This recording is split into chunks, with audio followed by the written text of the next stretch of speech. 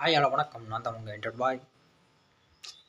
வாழ்க்கையில் உருப்பம்னா ஒழுக்கம் வேணும் அப்படின்னு திருவள்ளுவர் தன்னுடைய குரல் மூலயமா எடுத்து சொல்லிக்கிறாரு.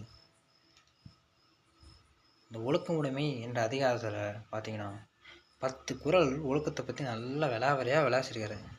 சரிடா, ஒழுக்கத்தை நீ வாழ்க்கையில் அனுபவிச்சு கற்றுக்க மாட்டேன், ரொம்ப லேட் ஆகும், சரி படித்தாச்சும் கற்றுக்கடா அப்படின்னு எழுதி வச்சுட்டு போயிருக்காரு. அந்த ஒழுக்கமுடைமையில் குறளை என்ன சொல்லிக்கிறான்னு பார்த்தீங்கன்னா, ஒழுக்கம் விழுப்பம் தரலாம், ஒழுக்கம் உயிரினும் ஓம்பப்படும். என்ன சொல்ல வர்றாருன்னு பார்த்தீங்கன்னா, ஒழுக்கம் ஒரு சிறந்த பண்பாகும், அதாவது ஒரு சிறந்ததாகுங்கிறாரு. அந்த ஒழுக்கத்தை நீ உயிரோட மேலானதாக நினச்சி ஃபாலோ பண்ணணும், பின்பற்றணுங்கிறாரு. எவனாச்சும் ஃபெல் பண்ணுறோமா? என்னையும் கொண்டு தான். காலையில் 5 மணிக்கு எழுந்திரானா 6 மணிக்கு எழுந்திரிக்கிற, 7 மணிக்கு எழுந்திரிக்கிற. ட்ரெயின் 10 நிமிஷம் முன்னே 10 நிமிஷம் கழிச்சு ட்ரெயின்னா கடைசி 5 நிமிஷத்தில் வேக்கு போகிறோம். அதனால் ஒழுக்கத்தை கரெக்டாக கடைப்பிடிங்க. வாழ்க்கையில் முன்னேறணும்னா ஒழுக்கத்தை கடைப்பிடிச்சே ஆகணும். Okay, ton.